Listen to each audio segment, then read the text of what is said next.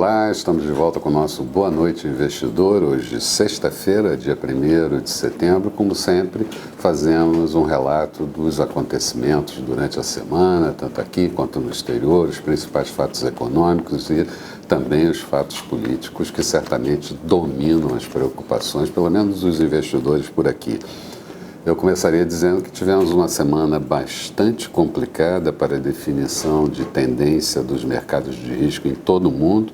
Muitos eventos na área política por aqui, a divulgação de dados de conjuntura importantes também no segmento local, no exterior também alguns dados de conjuntura absolutamente importantes, com capacidade de mexer com os mercados. E certamente logo no início da semana um novo teste de míssil da Coreia do Norte que avivou o risco geopolítico e trouxe de volta a aversão ao risco aos mercados.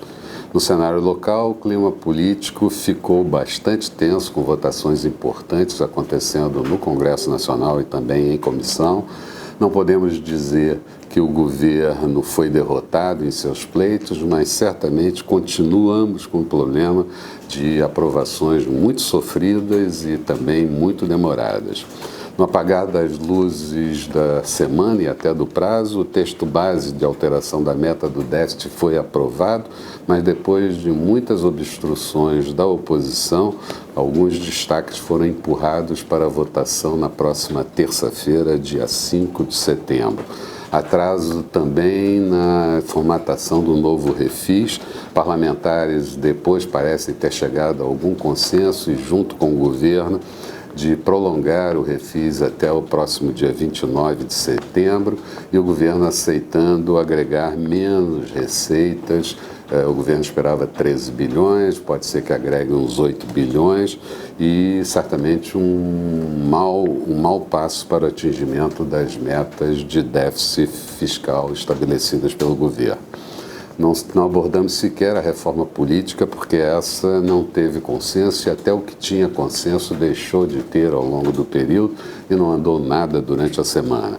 O presidente Michel Temer, em viagem de negócios para a China, pretende seduzir os chineses para investimentos em infraestrutura, concessões e até obter algum sucesso nessa sua empreitada. No âmbito econômico, tivemos a divulgação do saldo da balança comercial no mês de agosto. Ele acumulou um superávit de 5,6 bilhões de dólares, acumulando no ano um saldo de 48,1 bilhões de dólares. A inflação também deu as caras ao longo da semana.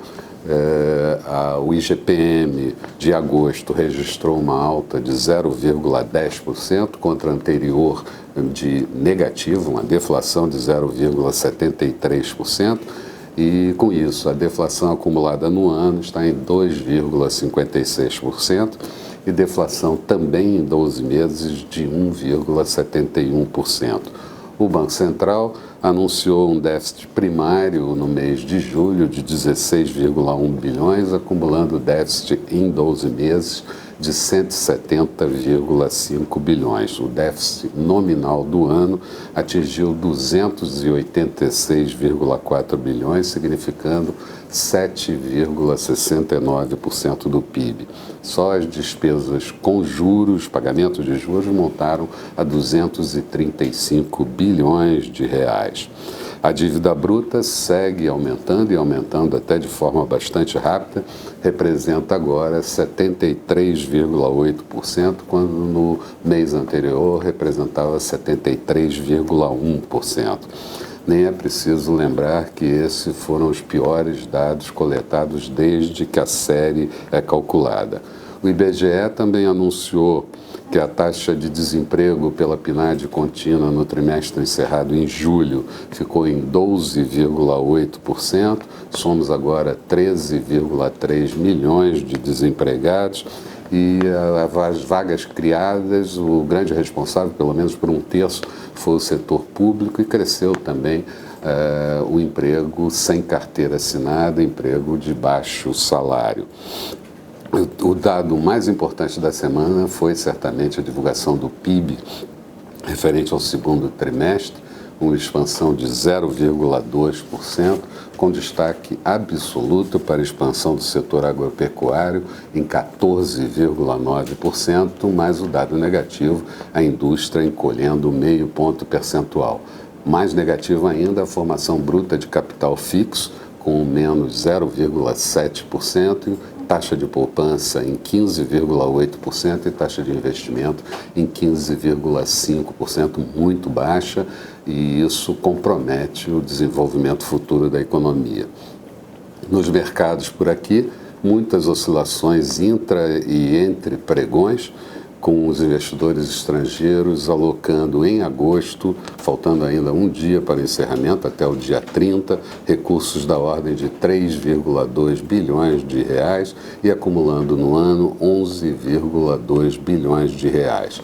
Oscilações também nas commodities acabaram provocando fortes variações em ações como Petrobras, Vale e siderúrgicas.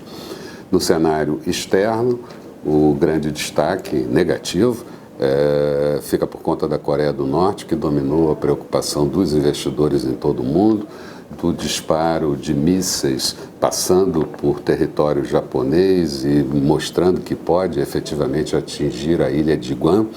E isso gerou certamente muito protesto de países desenvolvidos, uma reunião de emergência da ONU, e ao longo de todo o período tivemos ainda uma demonstração de forças das tropas coreanas do Sul e também americanas.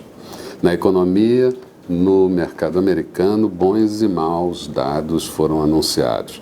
O PIB referente ao segundo trimestre em revisão cresceu anualizado 3 pontos percentuais, vindo na primeira revisão de 2,6% e tendo projetado 2,8%.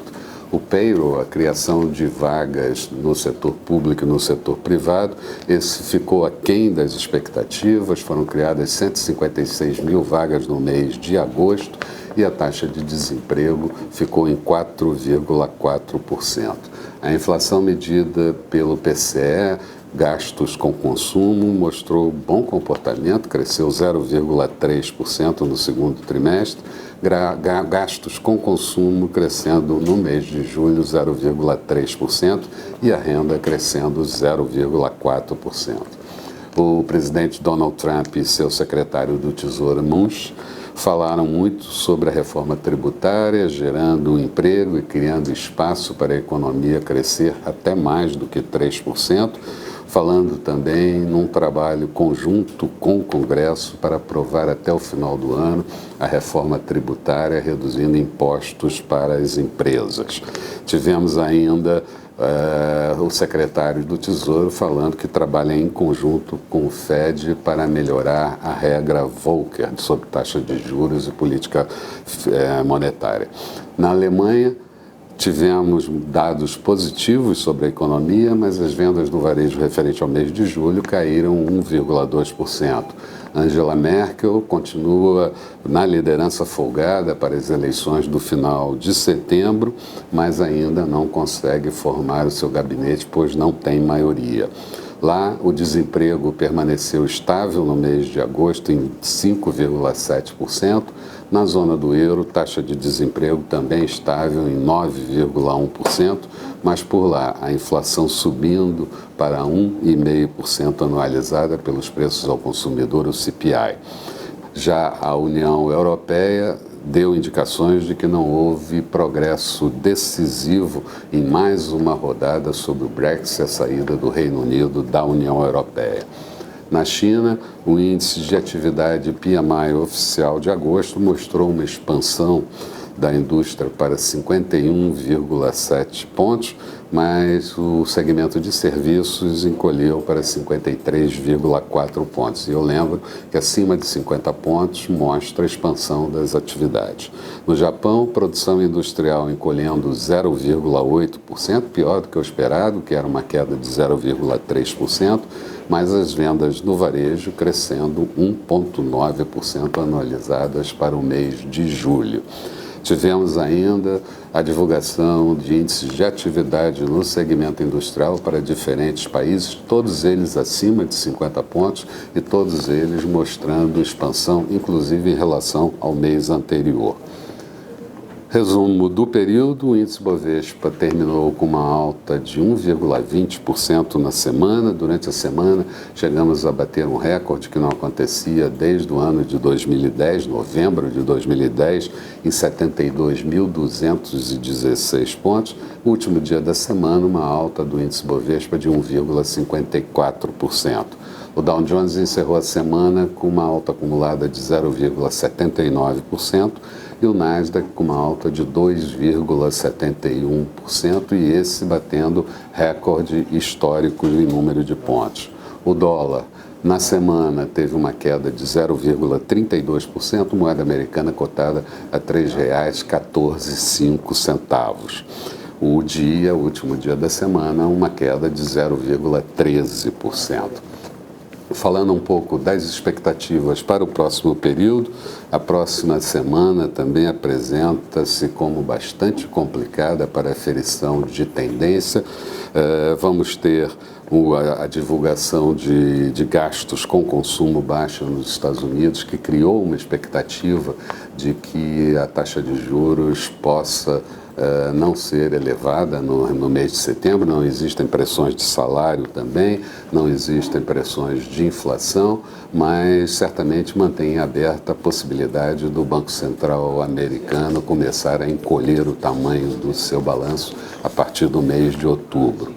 Aqui vamos ter novamente várias votações importantes ao longo da semana, na próxima terça-feira, dia 5, no Congresso, num período que é absolutamente entrecortado pelo feriado de 7 de setembro, um feriado enforcado na sexta-feira, e vai ser difícil votar com quórum questões cruciais. Além disso, a possibilidade da PGR fazer a nova denúncia esperada para o presidente Temer, e isso também vai embaralhar um pouco o jogo do poder. Vai ser preciso avaliar como reagirão o PSDB e os partidos que incorporam o chamado Centrão.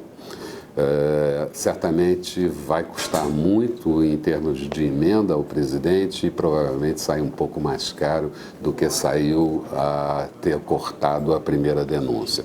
A boa notícia pode ficar também pelas mãos do presidente Temer, voltando de viagem à China, e certamente deve trazer informações positivas de investimento no país, o interesse dos chineses no setor de infraestrutura, investimentos em concessões e também investindo no mercado externo, tanto no Brasil quanto na África.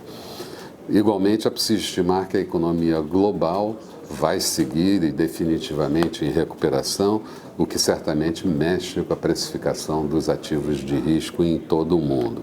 Reafirmamos que o momento é talvez de assumir um pouco mais de parcela de risco na gestão dos recursos, até porque a taxa de juros por aqui mantém tendência de queda e remuneração cadente. No entanto, é preciso agir com muita prudência na seleção dos investimentos, já que vamos atravessar ainda momentos de estresse e volatilidade do mercado. Seguimos acreditando que o patamar de 73 mil pontos do índice Bovespa pode ser atingido e abrindo o objetivo para suplantar o recorde muito próximo de 74 mil pontos. Mas para que isso aconteça, será preciso que as reformas tenham um bom encaminhamento no Congresso Nacional. Eram essas as principais questões que eu gostaria de lembrar. Lembro que existe um texto acessório a esse vídeo que contém um pouco mais de informação, se você quiser ler. Até lá. E marcamos encontro para a próxima segunda-feira com o nosso Bom Dia Investidor. Um bom final de semana para todos.